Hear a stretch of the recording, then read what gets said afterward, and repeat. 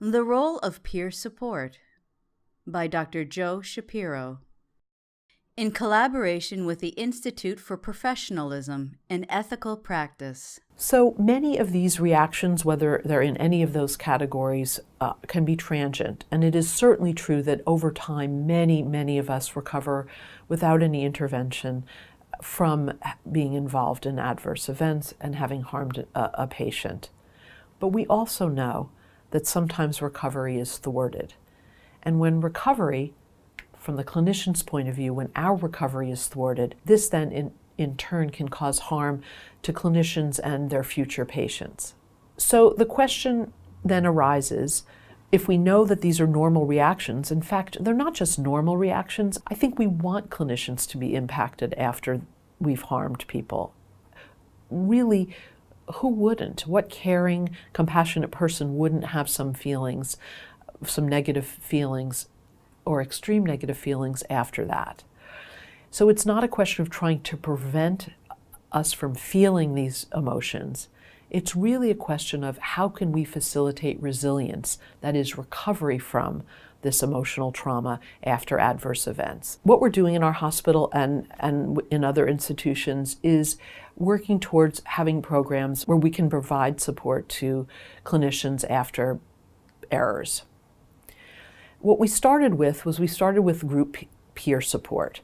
The notion was that being able to sit with a group of peers after something emotionally traumatic has taken place, in this situation we're talking about having made an error, sitting in a group and just hearing how it feels and what's going on with us emotionally can be very healing.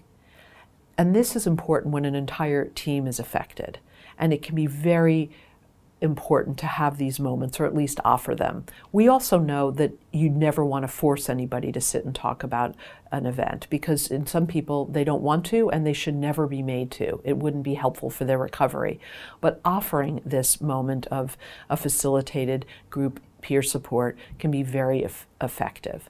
So using our experience with group peer support and using our own experience with being around colleagues and ourselves having been involved in harming patients, we actually created a program in addition to group peer support where we have one-on-one peer support. And because of the barriers that physicians and other clinicians may experience to accessing that support, whether it's group or one-on-one, we do a reach out. And the reason we do a reach out is because there is a stigma to saying, I'm having problems. This is affecting me and I would like some help. So we have a program where we reach out to any clinicians who've been involved in errors or adverse events and simply offer peer support. Absolutely not required, but people should know it's there and they can use it if they'd like. The principles of peer support are empathic listening, non-judgmental, but not just listening and reflecting what the person is saying.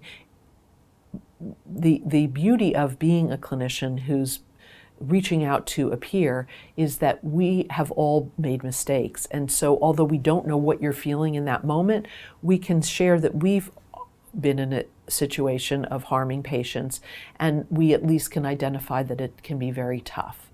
And so validating that what someone else is feeling is normal is one of the really wonderful parts of peer support. What's most important is that we can help reinforce the person's own coping skills. So it doesn't matter how I handle adverse events or adversity in my life.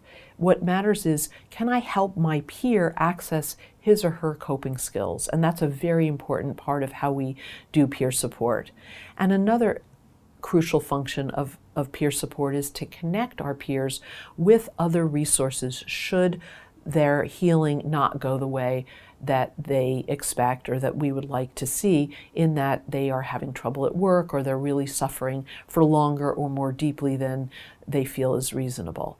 And we want people to have a very low threshold for getting more help than that. We have psychiatrists, we have employee assistance program, colleagues, lots of resources of people who can give further help to our peers if they need more than the peer support.